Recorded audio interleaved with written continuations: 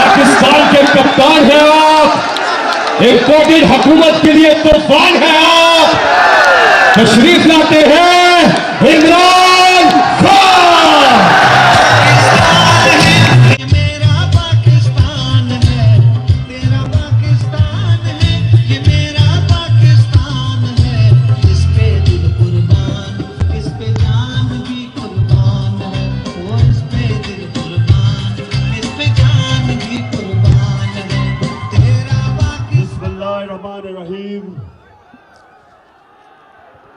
इय्याका नअबुदु व इय्याका नस्तईन।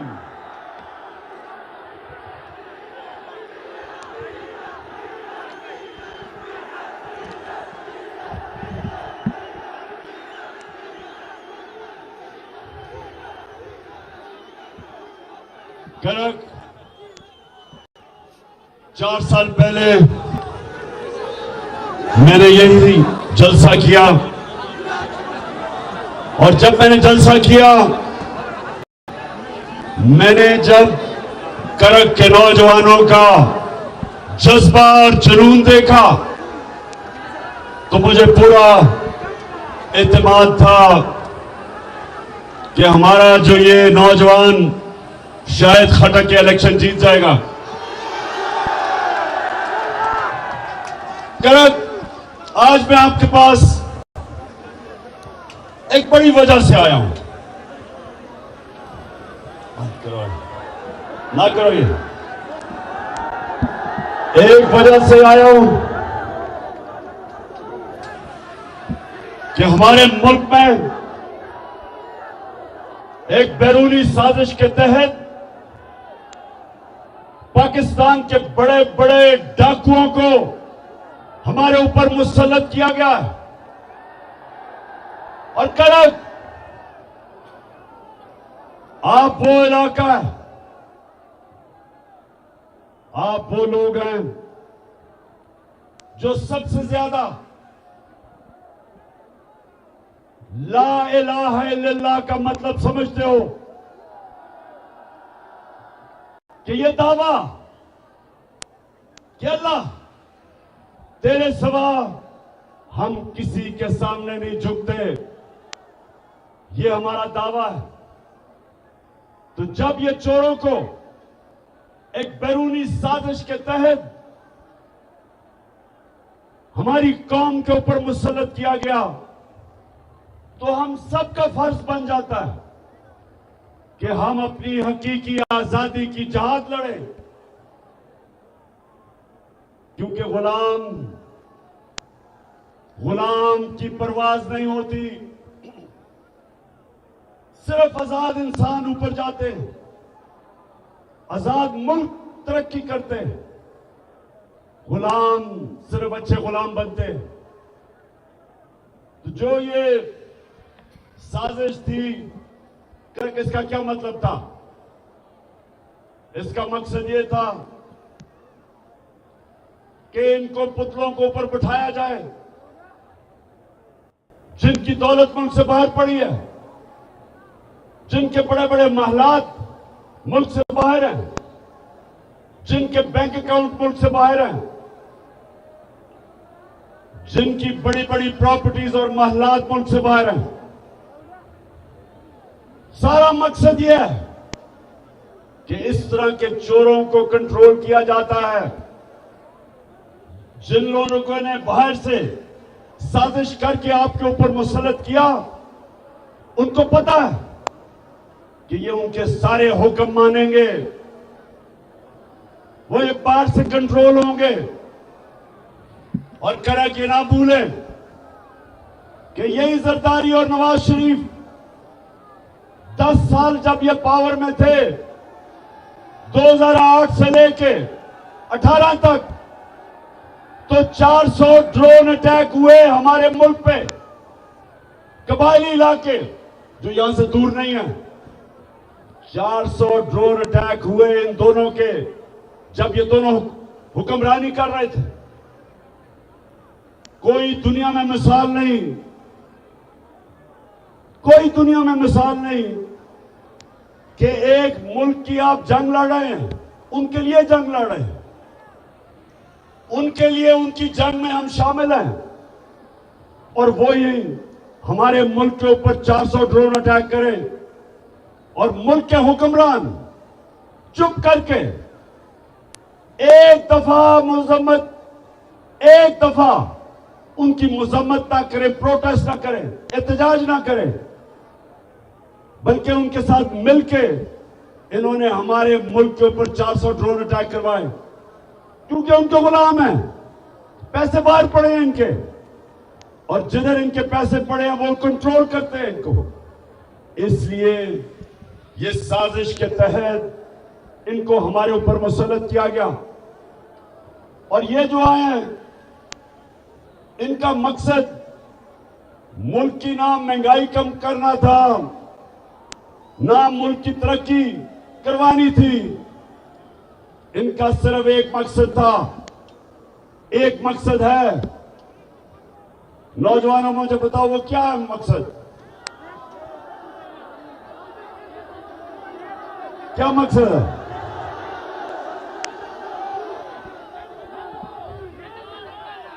एक मकसद है कि जो इन्होंने पिछले 10 साल मुल्क को लूटा, अब वो चोरी जो अरबों रुपए के केसेस थे, 1100 अरब रुपए के केसेस थे इनके ऊपर, 1100 अरब रुपया उसको माफ करवाना था, एनआरओ लेना था। इन्होंने एनआरओ लेना था, और जिन्होंने बैरूनी साजिश की वो इनको पुतला बना के कंट्रोल करना चाहते थे ताकि पाकिस्तान को कंट्रोल किया जाए। इसलिए करक नौजवानों, आपने मेरा साथ देना है और मैंने इनका मुकाबला करना है। मेरी नजर में एक दफा ला इलाहा इल्लल्लाह आपके दिल में चला जाता है, आप कभी भी किसी की गुलामी नहीं करते। इन चोरों की गुलामी से करने से बेहतर मर जाना है। अमेरिकनों के गुलामों की गुलामी करने से बेहतर है कि इंसान जिंदा ही ना रहे। इसलिए मैं इनका मुकाबला करूंगा। और नौजवानों, आपने मेरे साथ चलना है। हाथ उठा के बताएं मुझे नौजवानों।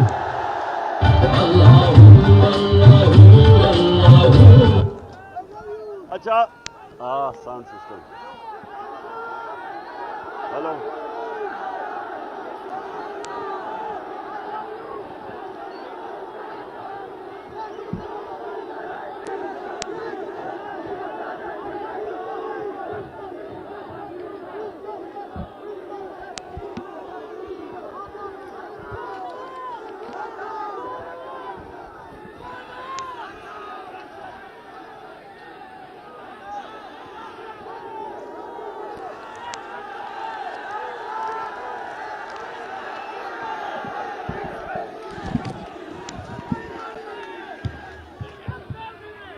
हाँ जी, बड़े मौके पे साउंड गया। नीचे आ जाओ, नीचे आ जाओ, गिर जाओगे। अच्छा सुनो, करक। अच्छा, किसी ने अपने मोबाइल फोन के ऊपर वो जो क्राइम मिनिस्टर शहबाज शरीफ की टेप सुनी है? अब ये जरा मैं अपनी कौम को बताना चाहता हूं कि मेरा मौला अल्लाह सच का खुदा है, अल हक है। उसका वादा है कि थोड़ी देर के बाद थोड़ा सब्र करना पड़ता है, लेकिन सच हमेशा सामने आता है। अब वो क्या चीज उसमें टेप में आई? इसमें 3 चीजें खास तौर पे सामने आई। पहली चीज कि मरियम का दामाद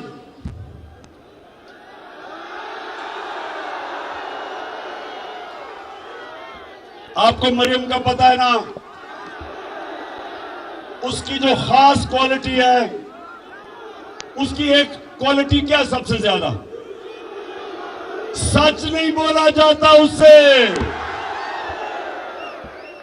लंदन तो छोड़ो, पाकिस्तान में भी बेचारे की कोई प्रॉपर्टी नहीं है।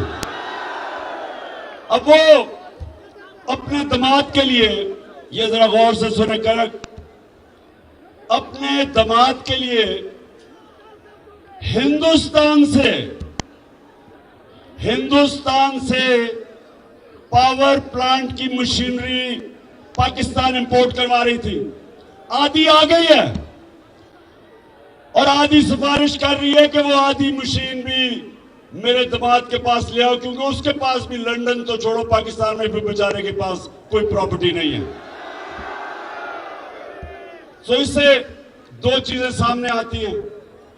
एक, नाजायज काम कर रही है, आते साथ ही इक्तदार के जरिए जात को फायदा करवाना, इसको करप्शन कहते हैं।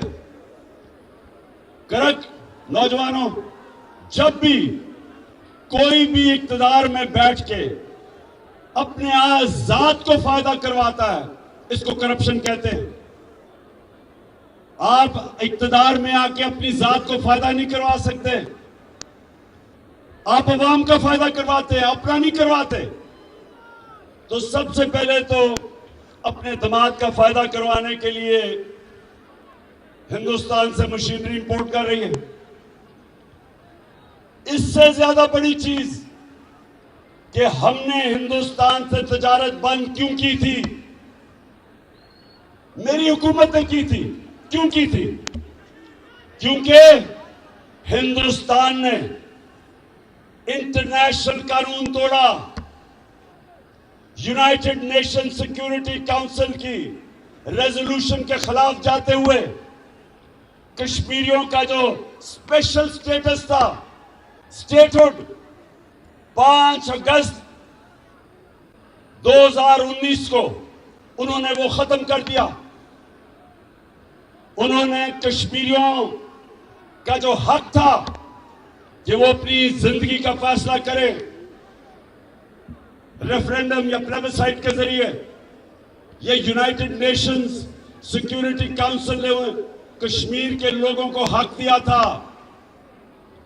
ये इंटरनेशनल कम्युनिटी ने कश्मीर के लोगों को हक दिया था कि वो फैसला करें कि वो हिंदुस्तान के साथ रहना चाहते हैं या पाकिस्तान के साथ।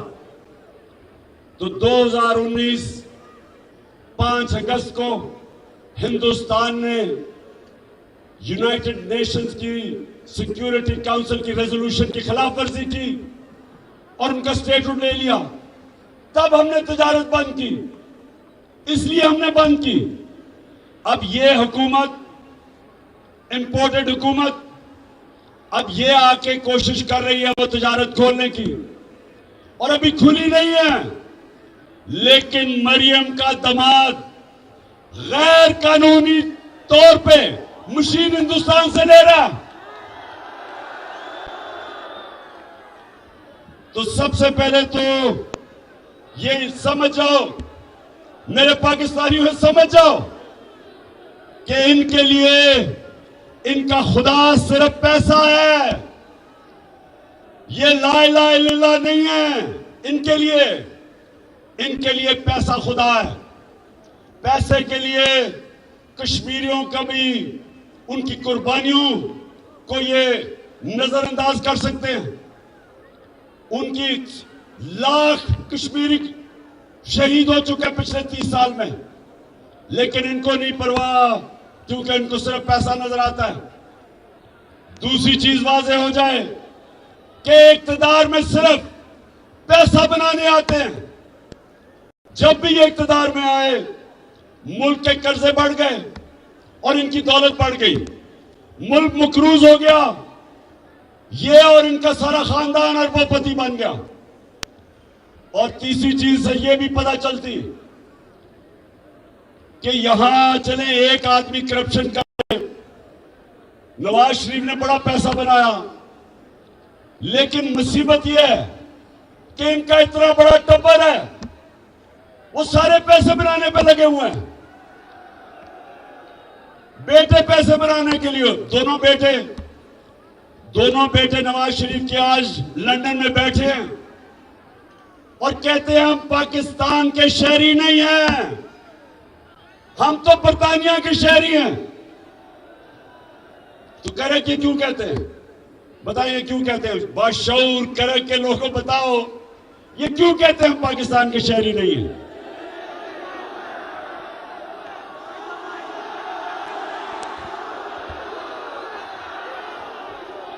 ये इसलिए कहते हैं, करक ये इसलिए कहते हैं कि अगर ये कहें पाकिस्तान के शहरी हैं तो इनको बताना पड़ेगा कि अरबों रुपए के घरों में रहते हैं ये।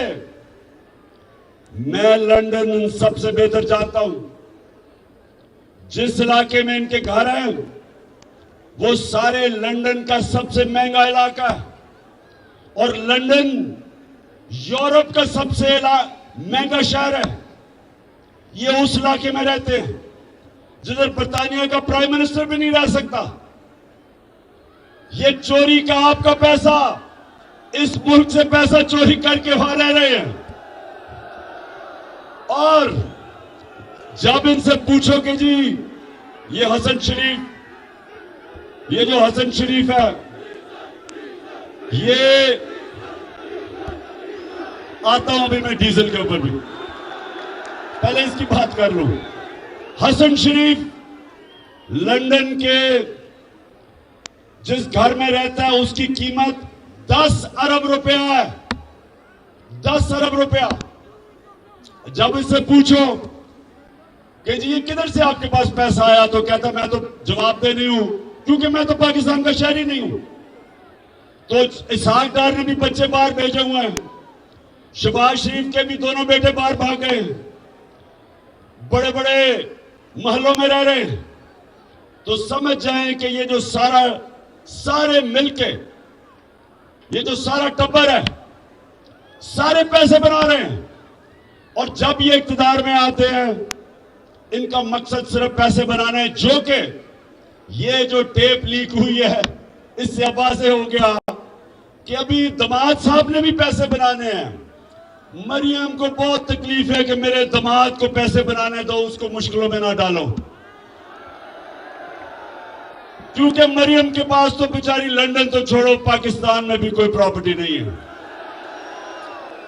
तो करक सुनो जरा, मैं ये क्यों आपको कह रहा हूं। सारी दुनिया में मैं फिरा हूं, अमीर और गरीब मुल्कों में क्या फर्क है? सबसे बड़ा फर्क यह है कि जो मुल्क अमीर होता है वह कानून की हुक्मरानी होती है। मतलब ये कि ताकतवर और कमजोर के लिए कानून होता है, और जो गरीब मुल्क है जिधर गुर्बत है उधर ताकतवर जब डाका मारे तो उसको एनआरओ मिल जाता है, और जो बेचारा सिर्फ कमजोर चोर जेलों में डालता है। मैंने जब जनरल मुशर्रफ के दौर में जेल में टाइम गुजारा आजाद अदलिया के लिए, तो पाकिस्तानियों ये याद रखो वहां कोई अमीर डाकू नहीं मुझे नजर आया, सिर्फ गरीब लोग नजर आए। लेकिन जब मैं पाकिस्तान की नेशनल असेंबली में गया बड़े बड़े डाकू नजर आए वहां। हमारा मुल्क का सबसे बड़ा मसला क्या है कि हम बड़े डाकुओं को नहीं पकड़ सकते। और करक, मेरे नबी सल्लल्लाहु अलैहि वसल्लम ने कहा था, करक के गौर से सुनो, दुनिया का सबसे अजीम इंसान, लीडर, अल्लाह का आखिरी पैगंबर, उसने तब 1500 साल पहले कहा था कि तुम्हारे से पहले बड़ी कौमें तबाह हुई जिधर कमजोर के लिए, वो अगर कमजोर चोरी करे तो जेल में, लेकिन अगर बड़ा ताकतवर आदमी डाका मारे तो वो माशरा उसको पकड़ता नहीं था। यही हो रहा है हमारे साथ। ये सारे जो चोर बैरूनी साजिश के तहत ऊपर बैठ गए,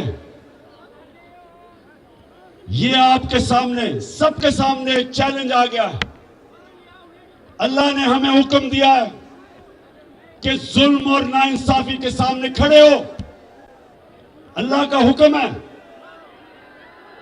बस बस बस बस बस ओए ओ बस ठीक ठीक है, ठीक।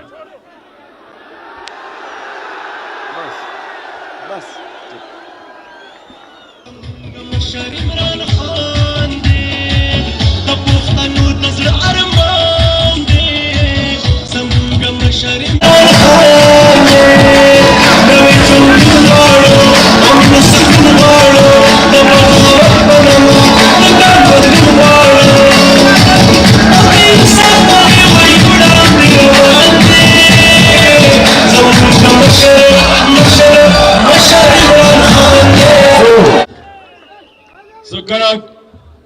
अल्लाह ने पाकिस्तानी कौम को चैलेंज फेंका, हमें चैलेंज फेंका उसने कि ये जो साजिश के तहत इस मुल्क के बड़े बड़े डाकुओं को, जिसमें से 60% कैबिनेट के अंदर जो लोग हैं वो जमानत पे हैं, करप्शन की जमानत पे हैं, जो टोटल केसेस ये माफ करवा रहे हैं।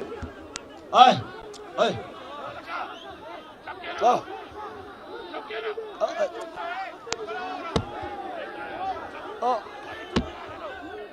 बस बस बस बस बस बस सुने सुने सुने करक छोड़ दे आप इसको।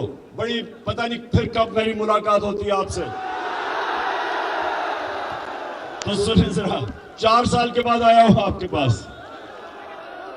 करक ये जो मैं हकीकी आजादी की तहरीक चला रहा हूं, मैं सारे पाकिस्तान जा रहा हूं और मेरी कोशिश है कि मेरी कौम इस फैसला कुन वक्त पे खड़ी हो।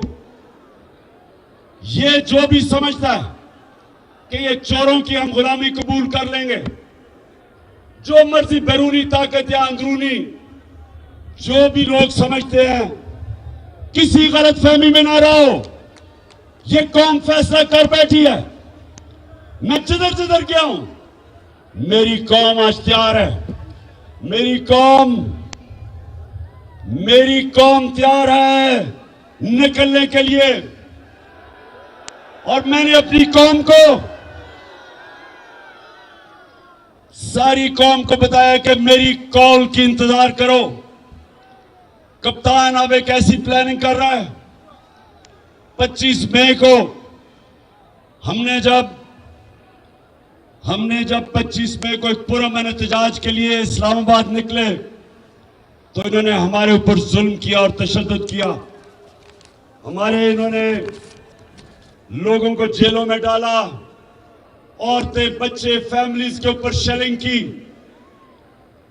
इन्होंने रात के 2-2 बजे तक, रात के अंधेरे में घरों के अंदर घुस गए पंजाब में। हमारे वर्कर्स को पकड़ के ले गए, ख्वातीन को, बच्चों को डराया। और जिस तरह की शेलिंग की इस्लामाबाद में और लिबर्टी चौक में, लाहौर में, इसकी कोई मिसाल नहीं मिलती कि फैमिलीज के ऊपर उन्होंने शेलिंग की। तो अब मैं तैयारी कर रहा हूं। मेरा प्लान है, वो जो मुजरिम कातिल राना सनाउल्लाह, उसका भी प्लान है, और शहबाज शरीफ का भी, और मेरा भी प्लान है। और इंशाल्लाह आप ये देखेंगे कि ये जो अब हमारी वारदात होगी इस्लामाबाद पे, ये आखिरी होगी और फैसला कौन होगी। लेकिन मैं करक, मेरे नौजवानों जरा सुने, क्योंकि मेरी कौम गैरतमंद है, मेरे लोग तकड़े हैं, हमारी कौम ताकतवर है। हमारे लोग अल्लाह में मानने वाले हैं।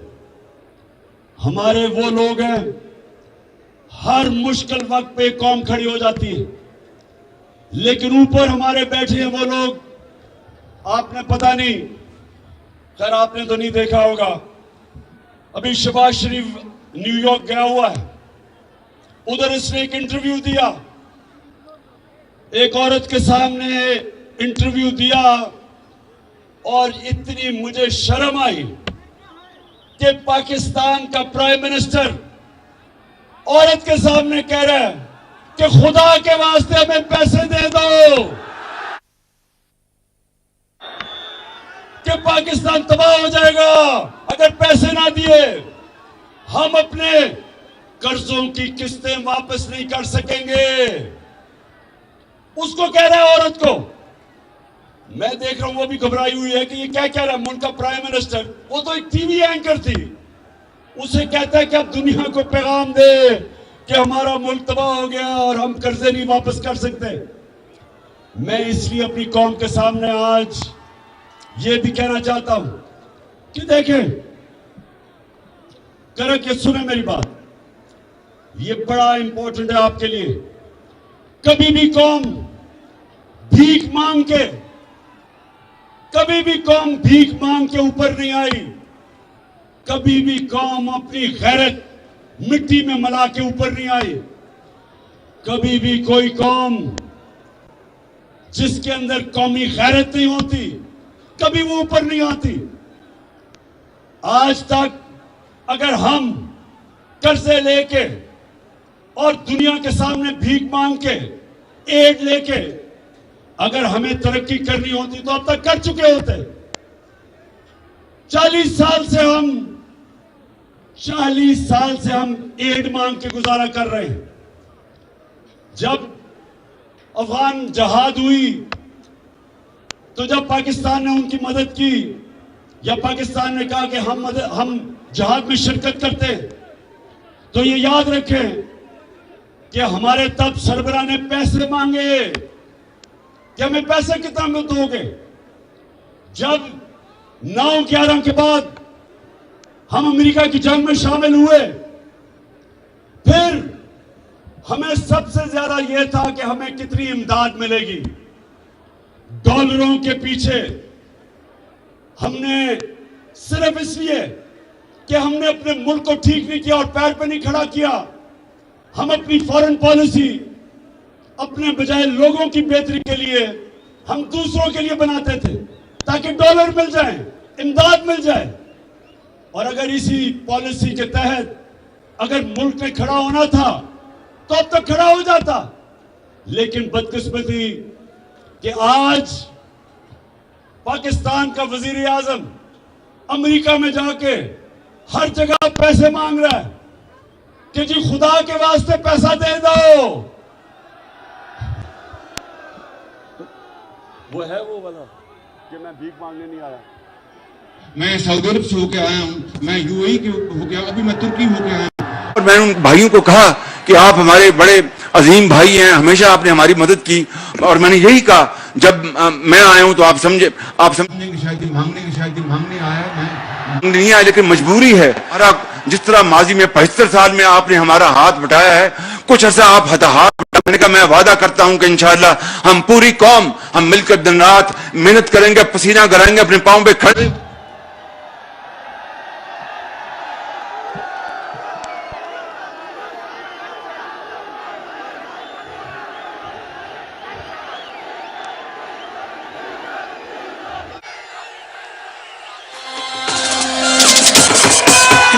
पाकिस्तान जुड़ो कना, नवे पाकिस्तान जुड़ो कना।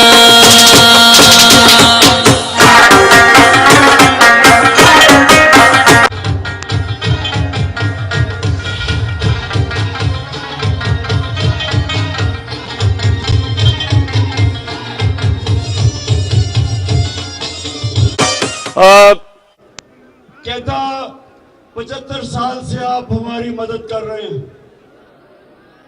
मैं मांगने नहीं आया, लेकिन मजबूरी है। आप इधर से निकल जाएं, कोई भी आपको मांगने वाला मिलेगा, वो सारे कहेंगे कि जी मैं बड़ी मजबूरी है घर में, इसलिए मैं मांगने आया हूं।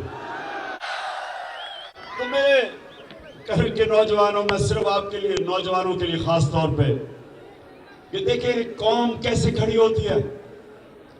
खुददारी से कौम फैसला करती है कि हमने अपने जोर पे हम अपनी दौलत में इजाफा करेंगे और मुश्किल वक्त में खर्चे कम करेंगे। जिस तरह एक घर होता है, एक घर में मुश्किल वक्त आ जाता है, घर पे कर्जे चढ़ जाते हैं, तो वो घर क्या करता है? सारे घर के अफराद मेहनत करते हैं, मजदूरी करते हैं, सब पैसा इकट्ठा करते हैं, खर्चे कम करते हैं और फिर अपनी आमदनी बढ़ा के अपने पैर पे खड़े हो जाते हैं। लेकिन अगर एक घर के लोग बार बार जाके लोगों के सामने भीख मांगते रहें और अपने पैर पे ना खड़े हो, वो अपनी इज्जत भी गवा देते हैं, अपनी आजादी भी गवा देते हैं और अपनी गैरत भी गवा देते हैं।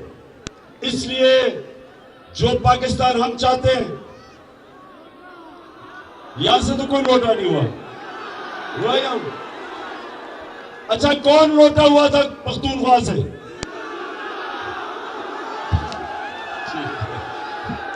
अच्छा करा कब सुने मेरी बात। मैं अपनी आज तकरीर के आखिर में आ रहा हूं।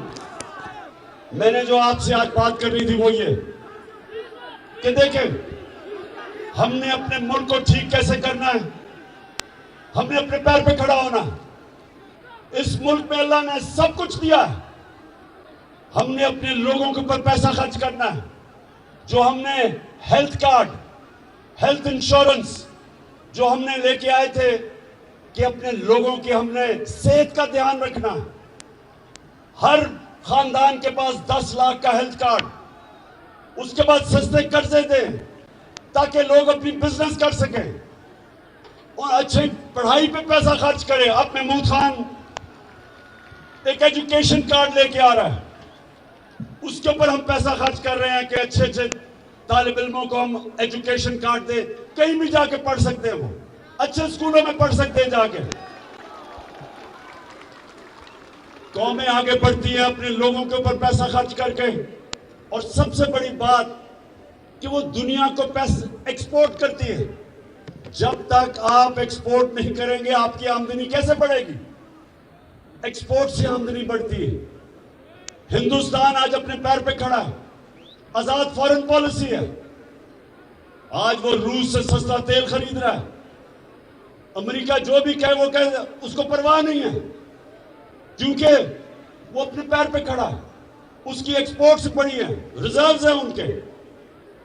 आज चाइना कैसे ऊपर गया? चाइना ने एक्सपोर्ट्स की। 30 साल में देखते देखते चाइना किधर चला गया। 90 की दिहाई में इंडोनेशिया, मलेशिया, ये ईस्ट एशियन टाइगर कैसे बने? एक्सपोर्ट करके। हमारे मुल्क की बदकिस्मती देखो कि ये 2 खानदान 30 साल से मुल्क पे मुसल्लत है। 30 साल से ये हुकूमत कर रहे हैं 2 करप्ट खानदान। इनके दौर में हिंदुस्तान भी आगे निकल गया, बांग्लादेश भी आगे निकल गया हमारे से। वो बांग्लादेश जो एक वक्त पे हम अपने ऊपर बोझ समझते थे जब वो ईस्ट पाकिस्तान था, वो भी आगे निकल गया, क्योंकि हमने कभी आगे का सोचा नहीं, कभी हमने आमदनी बढ़ाने का नहीं सोचा।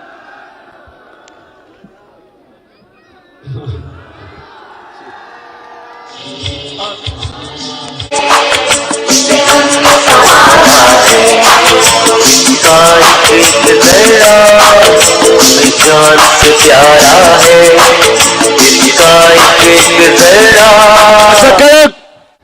अच्छा करक, आप एक मुझे बताओ, आप वो काम पे टांगने वाली बिलावल को जानते हो? अभी अमेरिका में वो इंटरव्यू दे रहा था, तो उनको कहता कि जो इमरान खान है वो तो अपना आर्मी चीफ भी बनाना चाहता है, अपना आईएसआई चीफ भी बनाना चाहता है। बिलावल, तुमने अगर जिंदगी में 1 घंटा भी काम किया होता तो इससे ज्यादा अकल की बातें करते। 14 साल हो गए, उर्दू नहीं सीखी सही तरह। बिलावल, इमरान खान को ना अपना आर्मी चीफ चाहिए, ना आईएसआई चीफ चाहिए, ना अपना चीफ जस्टिस चाहिए, ना नैब का हेड चाहिए, ना अपना आईजी चाहिए। इमरान खान को मेरिट पे ये लोग चाहिए, मेरिट चाहिए। लेकिन तुम्हारा प्रॉब्लम क्या? बिलावल, जो तुम्हारा बाप जरदारी, उसको मेरिट के मतलब ही नहीं पता। अगर उसको मेरिट का मतलब पता होता तो आज तुम्हारी जगह इत्तेजाज आसन को लगाया होता, जो एक मंझा हुआ सियासतदान है, पढ़ा लिखा पॉलिटिशियन। उसका और तुम्हारा क्या मुकाबला था? और अगर मेरिट होता तो तुम्हारा सारा टब्बर आज इक्तदार में ना होता। और अगर मेरिट होता तो ये शरीफ खानदान का इतना बड़ा टब्बर सारे इक्तदार में, सारे अच्छा रिश्तेदार भी, वो भी इक्तदार में, इसहाक डार वो भी रिश्तेदार बन गया है। अब ये भी रिश्तेदार है, मरियम का दामाद, जिसके लिए ये हिंदुस्तान से मशीनरी बुलाई जा रही है गैर कानूनी तौर पे। और दूसरी चीज, और मरियम क्या कहती कि ग्रिड स्टेशन बता दो मेरे वो दामाद की हाउसिंग सोसाइटी में।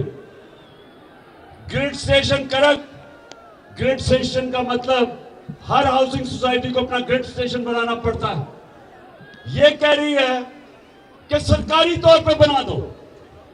सरकारी तौर का मतलब कि आपके टैक्स के पैसे से बना दो। और एक ग्रिड स्टेशन मैं तो नहीं जानता, कम से कम 70-80 करोड़ का तो आता होगा। 70-80 करोड़ का फायदा करवा दो मेरे दामाद को आपके पैसे से। तो इन दो खानदानों को तो मेरिट का मतलब ही नहीं पता। मेरिट, आज तक 10 साल पाकिस्तान का कप्तान रहा हूं, किसी टीम से पूछो कि मेरिट के ऊपर सिलेक्शन इमरान खान करता था या नहीं। शौकत खाना में पूछो, इंटरनेशनल स्टैंडर्ड का अस्पताल है, क्या मेरे कोई रिश्तेदार है वहां? नमन यूनिवर्सिटी देखो, मेरिट पे चलती है। आज तक कोई इदारा दुनिया में मेरिट के अलावा नहीं कामयाब होता। और ये दो खानदान, इनको मेरिट का मतलब नहीं पता। और इंशाअल्लाह हम सारे मिलकर इस मुल्क पे इलेक्शन की तरफ जाएंगे। और इन इलेक्शन के बाद हमेशा के लिए ये जो दो माफिया, जरदारी माफिया और शरीफ माफिया, इंशाअल्लाह हमेशा के लिए इनको पाकिस्तान की पॉलिटिक्स से इलेक्शन के बाद शिकस्त देंगे, इलेक्शन से शिकस्त देंगे।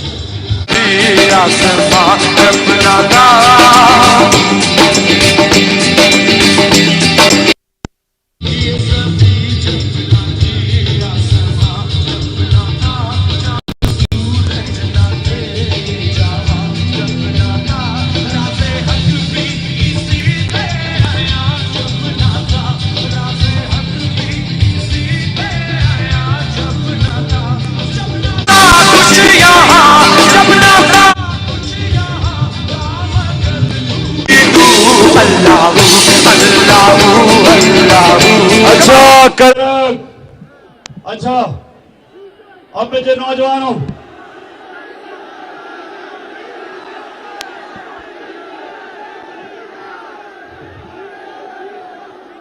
अच्छा मेरा प्लान क्या है इस इलेक्शन में? मुझे 3 विकेटें नजर आ रही हैं, 3।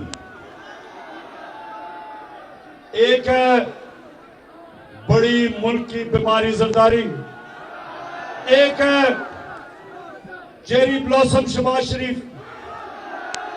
क्योंकि शहबाज शरीफ की खासियत पता क्या है? वो जब बूट देखता है वो पॉलिश करने शुरू कर देता है।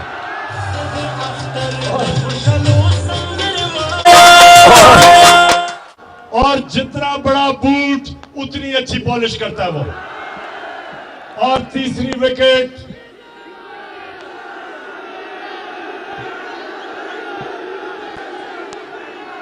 बड़ी देर से मैं देख रहा हूं इस तीसरी विकेट की तरफ भी, और ये बीच वाली विकेट है। और इंशाल्लाह इसके लिए वो जो मैंने इन स्विंगिंग यॉर्कर तैयार किया हुआ है।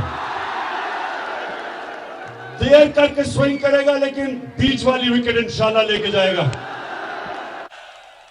अब फजल रहमान ने किया क्या,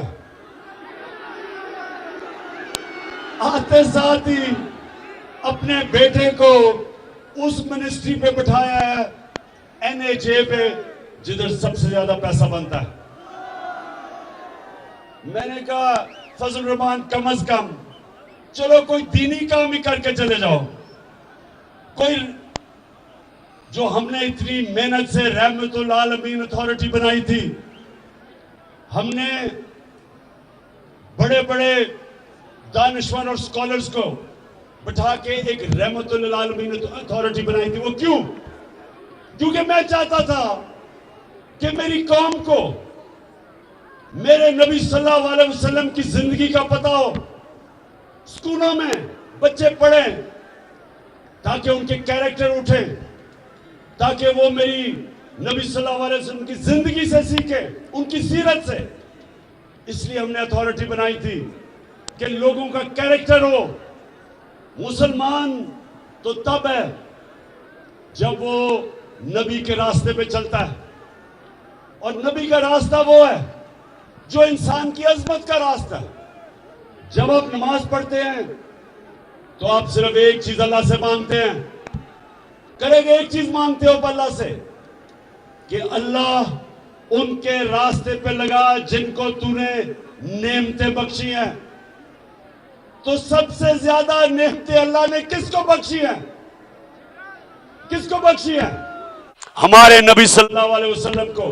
हम उनका रास्ता मांगते हैं, और इसलिए हमने ये अथॉरिटी बनाई थी ताकि मेरे बच्चों को, मेरे नौजवानों को पता चले कि दुनिया की तारीख का कितना बड़ा इनकलाब आया था मदीना में। दुनिया की तारीख का सबसे बड़ा इनकलाब आया था, जिधर वो इंसान जिनकी कोई हैसियत नहीं थी, मेरे नबी सल्लल्लाहु अलैहि वसल्लम ने उनको दुनिया के लीडर्स बना दिया, दुनिया की इमामत की उन्होंने। 2 सुपर पावर्स उनके सामने घुटने टेक गई। ये तारीख का हिस्सा है, और इसलिए अल्लाह हमें कहता है कि उनकी जिंदगी से सीखो। और इसलिए मैंने रहमतुल आलमीन अथॉरिटी बनाई ताकि स्कॉलर्स हमारे बच्चों का निसाब उसमें सीरत नबी सिखाएं, ताकि हमारे नौजवानों को पता हो कि वो इनकलाब क्या था, कैसे उन्होंने ज़ेन बदल दिए। फिक्री इनकलाब था कि इंसान बदल गए। जो मौलाना रूमी कहता है कि जब अल्लाह ने तुम्हें पर दिए, क्यों जमीन पे रींग रहे हो, क्यों चूंटियों की तरह रींग रहे हो? मेरे नबी सल्लल्लाहु अलैहि वसल्लम ने इंसानों को पर दे दिए, सब अजीम लोग बन गए, जो उनके इर्द गिर्द थे लीडर्स बन गए। और ये हुकूमत ने आके वो रहमतुल आलमीन अथॉरिटी बंद कर दी। इनको शर्म आनी चाहिए कि हम अपने लोगों की तरबियत करते हैं, कोशिश करते हैं कि उनके कैरेक्टर बड़े हों, अच्छे बुरे की तमीज समझे, अमर बिल मारूफ पे चलें।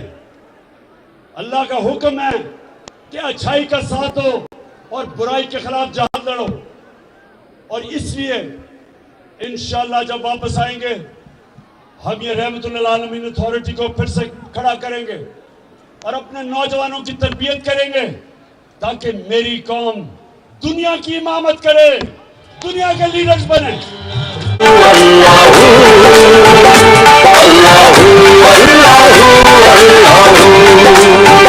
ये सभी जब न थी, ये जहां जब न था, ये सभी जब न थी, ये जहां जब न था, ये सभी करक मैं आपके जज्बा और जुनून को आज सलाम करता हूं। माशाल्लाह, इस दोपहर की गर्मी में जिस तरह आपने, जिस शऊर से आपने मेरी बात सुनी, मैं अभी भी याद कर रहा हूं कि 4 साल पहले भी मैं आया था, तब भी मुझे एक बाशऊर करक के नौजवान नजर आए थे और आज भी मुझे नजर आए हैं। मैं आपका